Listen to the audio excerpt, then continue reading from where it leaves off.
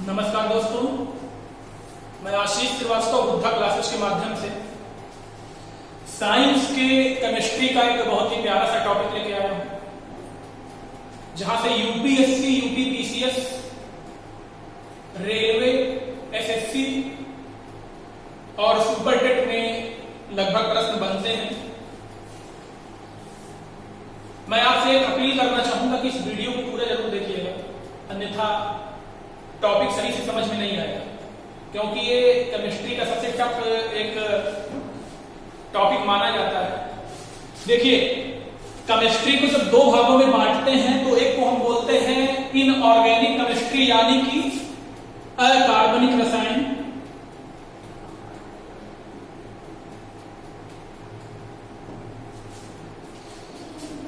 और जो दूसरा इसका टॉपिक होता है उसको बोलते हैं कार्बनिक रसायन। तो चर्चा करेंगे आज कार्बनिक रसायन।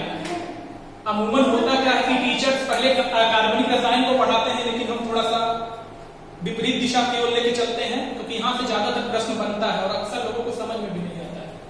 तो अकार्बनिक रसायन को छोड़ करके पहले चलते हैं कार्बनिक रसायन। कार्बनिक रसायन में अध्ययन होगा हाइड्रोकार्बन।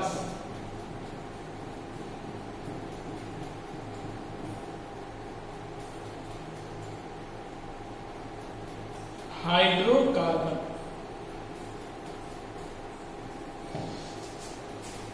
देखिए दोस्तों, वे सभी यौगिक जो कार्बन के द्वारा मिलकर के बने हुए होते हैं उनको हम कार्बनिक रसायन के अंतर्गत रखते हैं। अब इसमें से हाइड्रोकार्बन सबसे प्रमुख यौगिक होते हैं। अब हाइड्रोकार्बन की परिभाषा इस शब्द से भी बनी हुई है। हाइड्रो प्लस मतलब हाइड्रोजन और कार्बन मीन्स पता ही है कार्बन, यानी कि हाइड्रोजन और कार्बन से मिलकर बनने वाले सभी प्रकार के जो यौगिक होते हैं उनको हम हाइड्रोकार्बन कहते हैं। अब एक चीज ध्यान दीजिएगा, जहां से प्रश्न बनते हैं, ये तीन प्रकार के होते हैं। तीन प्रकार के होते हैं। पहले को हम बोलते हैं एल्केन, दूसरे को हम बोलते हैं एल्कीन, और तीसरे को हम बोलते हैं एल्काइन। एक चीज और बता दूं, कहीं कहीं किताबों में लिखा हुआ होता है दो प्रकार के होते हैं, वो भी सही है। वहां पे क्या किया जाता है, इसको कर दिया जाता है संतृप्त हाइड्रोकार्बन के रूप में, और इसको कर दिया जाता है असंतृप्त हाइड्रोकार्बन के रूप में। तो आप दो प्रकार मानिए या तीन प्रकार मानिए, ये जरूरी नहीं है, जरूरी है कि हाइड्रोकार्बन आपको पूरा पता है। तो चलिए शुरू करते हैं। देखिए, एल्केन क्या होता है। जब कार्बन और कार्बन के बीच में केवल एक बंध होता है, यानी कि ऐसे हाइड्रोकार्बन, ऐसे कार्बनिक यौगिक जिसमें कार्बन कार्बन के बीच में केवल एक बंध होता है, उसको हम एल्केन कहते हैं। एक कूट वाइज प्रश्न यहां से बहुत ज्यादा बनते हैं दोस्तों। और एक प्रश्न अक्सर मैंने देखा हुआ है, एसएससी सीजीएल में आया हुआ प्रश्न है कि एल्केन का सामान्य सूत्र क्या होता है। एल्केन का सामान्य सूत्र क्या होता है, CnH2n+2। CnH2n+2 एल्केन का सामान्य सूत्र होता है, जहां n बराबर क्या होता है, जहां n equal to number of carbon, यानी कार्बन की क्या संख्या होगी, यही n दर्शाता है। अब देखिए, ये चीज आपको पता चल गया एल्कीन क्या है। एल्कीन में कार्बन और कार्बन के बीच में दो बंध पाया जाता है। कार्बन और कार्बन के बीच में दो बंध पाया जाता है, और इसका फार्मूला क्या होता है, सामान्य सूत्र क्या होता है, CnH2n। इसी प्रकार एल्कीन के बाद एल्काइन में आ जाइए। एल्काइन में कार्बन और कार्बन के बीच तीन बंध होता है, और इसका सामान्य सूत्र होता है CnH2n-2। तो एक चीज कंफर्म हो गया होगा कि एक दूने से दो अधिक दूसरा ठीक दूना, और तीसरा दूने से तो कम। आपको एक चीज और याद होना चाहिए कि नंबर ऑफ कार्बन क्या क्या होते हैं, यानी कि C1, C2, C3, C4, C5, C6, C7, C8, C9, C10 तक पर्याप्त है। वैसे C10 तक वैसे पर्याप्त है। इनका नाम आपको याद होना चाहिए। कभी भी हाइड्रोकार्बन अगर आपको बनाना है तो आप याद करने से अच्छा है ये चीज याद कर लीजिए, फार्मूला आपको याद हो और पूरा का पूरा नाम आप बना डालिए। जैसे मेथेन हो गया, एथेन हो गया, प्रोपेन हो गया, ब्यूटेन हो गया, ऐसा आपको याद करने की जरूरत नहीं पड़ेगी। आपको फार्मूले से सब कुछ निकालने आ जाएगा। देखिए C1 को बोलते हैं मेथ, C2 को एथ, C3 को प्रो, C4 को ब्यूट, C5 को पेंट, C6 को हेक्स, C7 को हेप्ट, C8 को ऑक्ट, C9 को नोन, C10 को डेक। अभी तक आपने मेथेन का फार्मूला रखा होगा, याद किया होगा, CH4 होता है। एथेन का याद किया होगा, C2H6 होता है। एथिलीन का आपने याद किया होगा, C2H4 होता है। एसिटिलीन का आपने याद किया होगा, C2H2 होता है। लेकिन आज मैं एक ऐसी चीज आपको बताने जा रहा हूं जहां से आप ये चीज याद है और फार्मूला याद है तो नाम बनाते हुए चले जाएंगे और जुबान पे याद रहेगा। Methane, ethane, propane, butane, pentane, hexane, heptane, octane, नोनेन, decane. इसी प्रकार अगला याद होगा मेथिलीन, एथिलीन, प्रोपिलीन, ब्यूटिलीन, पिंटिलीन, हेक्सिलीन, हेप्टिलीन, ऑक्टिलीन, नोनिलीन और डेटिलीन। बहुत ही कठिन एक प्रक्रिया है, लेकिन अगर एक बार आपने पढ़ लिया तो इतना मजा आएगा जैसे कि रसगुल्ला होता है। तो दोस्तों अब मैं आता हूं कि कैसे ये सूत्र बनाया जाता है। देखिए आपको फार्मूला याद होना चाहिए और नाम बनाने के लिए अनुलग्न और प्रोलग्न होते हैं। जैसे कि मेरा नाम है आशीष श्रीवास्तव। अनुवर्ती और पूर्ववर्ती आपने मैथ में पढ़ा होगा। पूर्ववर्ती का मतलब होता है पहले की संख्या, अनुवर्ती का मतलब होता है बाद की संख्या। वैसे हमारे नाम में भी अनुलग्न और पूर्वलग्न होता है। आशीष मेरा नाम क्या है, ये पूर्ववर्ती मेरा नाम है और मैंने श्रीवास्तव आगे लगाया हुआ है जैसा कि मेरा कास्ट है, तो ये अनुलग्न को प्रदर्शित करता है। तो आपको यही चीज याद रखना है। देखिए एल्केन का जो अनुलग्न होता है ये होता है एन और पूर्वलग्न का मतलब नंबर ऑफ कार्बन, ये होते हैं पूर्वलग्न। यानी कि आप एल्केन बनाइए, एल्कीन बनाइए या एल्काइंस बनाइए, सब में पूर्वलग्न का काम कौन करेगा, नंबर ऑफ कार्बन करेंगे। और अनुलग्न इसके नाम के आगे वाला हिस्सा, यानी कि एल्केन के लिए एन, एल्कीन के लिए ईन या इसको थिलीन, इसी प्रकार एल्काइन के लिए आइन या सीटिलीन, ये इसके सीटिलीन,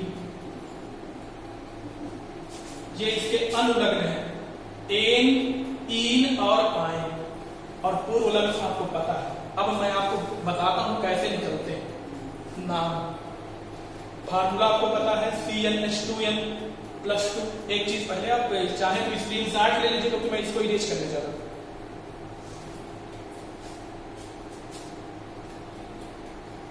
ठीक है, इरेज कर रहा हूं दोस्तों।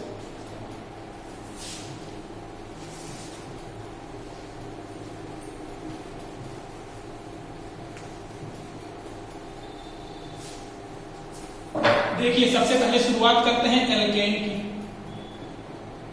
एल्केन का मैंने आपको अनुलग्न बताया है, एन होता है, ये इसका अनुलग्न है। फार्मूला मैंने बताया है CnH2n+2, जहां n क्या है, n बराबर नंबर ऑफ कार्बन, जहां n बराबर नंबर ऑफ कार्बन। अब बनाइए सबसे पहले इसी फार्मूले में आप C1 को रख दीजिएगा करके उठा करके, यानी C1 का मतलब n बराबर क्या हो जाएगा 1 हो जाएगा। आपको पता होगा नंबर ऑफ कार्बन n बराबर 1, तो फार्मूले में रखिए C, n के जगह पे 1 H2, यहाँ n के जगह पे 1 + 2, क्या निकला C1 को हम लिखते नहीं, छोड़ देते हैं, H 2 × 2 और 2 4। अब देखिए ये तो हो गया फार्मूले से। अब इसका नाम दीजिए, क्या होगा भैया, C1 का मतलब पूर्व लग्न पहले आता है, मेष आ गया, और अनुलग्न इसके नाम के बाद में आएगा, क्या आ गया, एन आ गया। संधि विच्छेद करने आपको आता होगा, हिंदी के आप लोग बेहतर विद्यार्थी हैं, तो क्या हो जाएगा इसका नाम, मेथेन।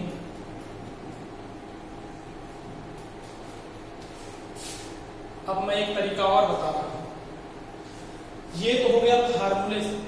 आप सीधे सीधे याद रखिए, जब दूने से तो अधिक कोई प्रक्रिया चलेगी, इसका मतलब वो एल्केन की प्रक्रिया हो।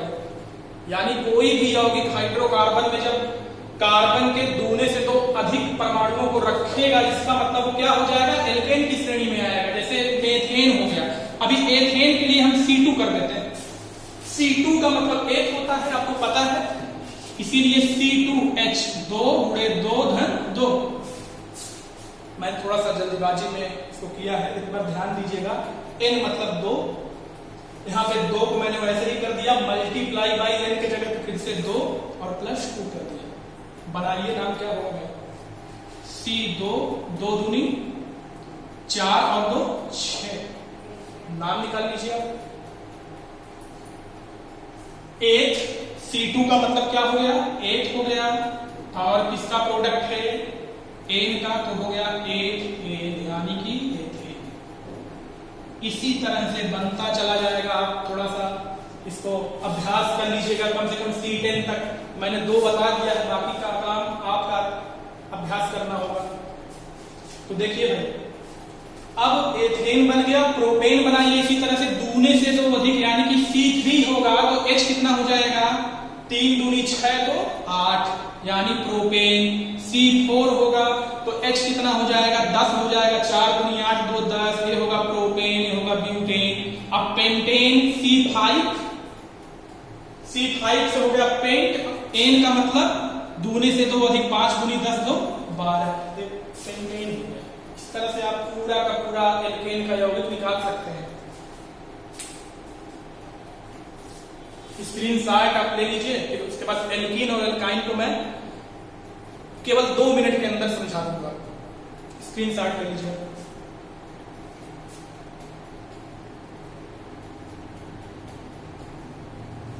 ठीक है, मैं इरेज करता हूं इसको। अब मैं आता हूं हाइड्रोकार्बन के दूसरे प्रकार, यानी कि असंतृप्त हाइड्रोकार्बन में, जहां इसको 2 भागों में बांटा गया है। मैंने आपको बताया 2 भागों में बांटा गया है। एक को बोलते हैं एल्कीन और दूसरे को बोलते हैं एल्काइंस। एल्कीन का जो अनुलग्न होता है वो ईन होता है या लीन होता है, और इसका सामान्य सूत्र होता है CnH2n, यानी ठीक दूना। वहां पे पहले वाले में दूने से 2 अधिक, इसमें ठीक दूना, और इसमें दूने से 2 कम हो जाता है। ये चीज देखिएगा, इसमें आइन होगा या सीटिलीन होगा, और इसका फार्मूला बनता है भैया CnH2n-2। अब देखिए, पहले वाला +2 था, यानी दूने से 2 अधिक, दूसरा वाला ठीक दूना है, तीसरा वाला दूने से 2 कम है। नाम बनाते हैं, C1 रखते हैं पहले वाले में, तो C1 जब रखेंगे इस फार्मूले में तो C1 हो जाएगा H2 × 1 बराबर क्या बना, CH2। अधूरा रह गया है, ध्यान दीजिएगा, यानी कि C1 के लिए एल्कीन का कोई यौगिक नहीं बनता है, क्योंकि कार्बन की वैलेंसी 4 होती है, कम से कम इसके लिए 4 परमाणुओं की जरूरत होती है, और यहाँ पे केवल 2 ही परमाणु मिल रहा है। ध्यान दीजिए, H और H, यहाँ पे 2 इसके खाली पड़ जा रहे हैं। इसलिए पहला यौगिक नहीं बनता है इसमें। पहला यौगिक इसमें भी नहीं बनता, पहला यौगिक इसमें भी नहीं बनता है। दूसरे यौगिक के बारे में चर्चा करते हैं दोस्तों। C2 रखते हैं इसमें, तो C2H2 मल्टीप्लाई बाय 2 क्या हो गया, C2H4। आपने पढ़ा होगा किसका नाम है, तो याद करने से अच्छा है यहीं से समझ लीजिए, इसको नाम निकाल लीजिए, इसका क्या हो जाएगा, C2 का मतलब क्या हो जाएगा, एन हो जाएगा, सॉरी एन नहीं है, एथ है, एथ हो जाएगा। और इसका प्रोडक्ट है भाई ये ईन का या लीन का, तो एथ धन एन या एथ धन लीन, यहां से दो नाम बनते हैं,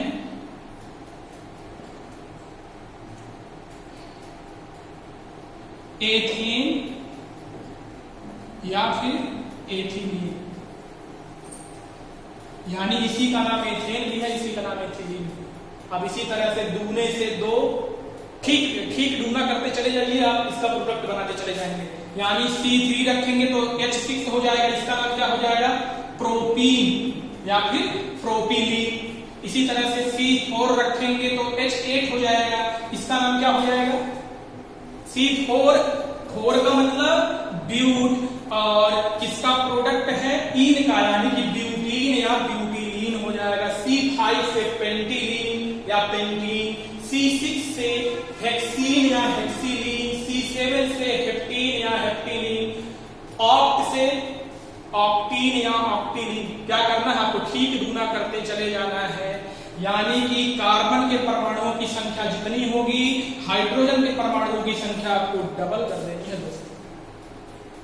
आशा करता हूं समझ में आ रहा होगा, बहुत ही अच्छे से समझ में आ रहा दोस्तों। अंतिम नंबर यानी कि एसिटिलीन, यहां आपको क्या करना है, अभी तक आपने दोनों को समझा होगा, अब मैं फार्मूले की चर्चा ना करके सीधे सीधे आपको बताता हूं कि दूने से दो कम, तो इसको आप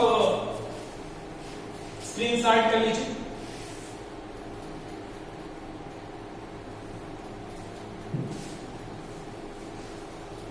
चलिए अब ध्यान दीजिए, यहां भी कार्बन पहले के परमाणु के बारे में हम अध्ययन नहीं करते हैं क्योंकि बैलेंसी पूरी नहीं होती है। दूसरे वाले के बारे में चर्चा करते हैं। C2 मैंने बताया दूने से दो कम, दूने से दो कम का मतलब C2 हुआ तो H4 में से 2 गया, कितना हो गया, 2 हो गया। ये मैंने ट्रिक से बताया है। अब अगर इसको आप बाई फार्मूला करना चाहते हैं तो भी मैं बता देता हूं, एक बता देता हूं, बाकी आप निकाल लीजिए। देखिए 2 का मतलब हो गया एथ, आपको पता होगा, फार्मूले पे रख दिया मैंने, H2 गुणे 2 माइनस 2, वही चीज हुई। C2H4 माइनस 2 क्या हो गया, 2, यानी कि दूने से तो कम हो गया। देखिए दोनों तरफ C2H2 C2H2 आ गया, नाम क्या बना, C2 का मतलब 8 धन आइन, क्या हो जाएगा, एथाइन, या 8 धन सिटिलीन, तो क्या हो जाएगा इसका नाम, एसिटिलीन। आप जैसे चाहे वैसे निकाल सकते हैं, आगे आप निकालते चले जाइए। C3 3 दूनी 6 में से 2 जाएगा 4, क्या हो जाएगा, H4, इसका नाम C3 से प्रो आइन या प्रोपिसिटिलीन। C4 4 दूनी 8, 8 में से 2 जाएगा 6, तो H क्या हो जाएगा, 6 हो जाएगा, ये क्या हो जाएगा, ब्यूटाइन। इसी तरह से पेंट, C5 से पेंट हो गया, तो C5H 5 दूनी 10 में से 2 जाएगा 8, ये क्या हो जाएगा भाई, पेंटाइन हो जाएगा। इस तरह से निकालते आप चले जाइए। यहां से बहुत ज्यादा प्रश्न बनते हैं और निश्चित तौर पे बनते हैं, और बहुत सारे स्टूडेंट इसमें कंफ्यूज भी रहते हैं कि सर हाइड्रोकार्बन का टॉपिक नहीं समझ में आ रहा है। मैंने देखा है बहुत सारे वीडियोस में कि उनको ये समझ में नहीं आता है। मैंने अपने भरसक बहुत ही अच्छे तरीके से इसको समझाने का प्रयास किया है। थोड़ा सा मैंने जल्दी में वीडियो जरूर बनाया क्योंकि इस समय नेट प्रॉब्लम चल रहा है, तो अपनी बातों को थोड़ा तेजी से मैंने रखा हुआ है, लेकिन आशा जरूर करता हूं कि आपको पूरी की पूरी हाइड्रोकार्बन की प्रक्रिया समझ में आई होगी। हाइड्रोकार्बन के तीनों प्रकार, एल्केन, एल्कीन, एल्काइन, समझ में आई होगी। बहुत बहुत धन्यवाद आपका। अगर मेरा वीडियो आपको अच्छा लगा उसको लाइक करिए, अच्छा नहीं लगा हो तो अनलाइक करिए, और अनलाइक अगर करिएगा तो एक चीज जरूर बताइएगा कि आपको मेरे वीडियो में कहां पे प्रॉब्लम नजर आई। आपको उज्जवल भविष्य की बहुत बहुत शुभकामनाएं। एक बार पुनः मैं आपके सामने नए वीडियो के माध्यम से हाजिर होऊंगा। जय हिंद, वंदे मातरम।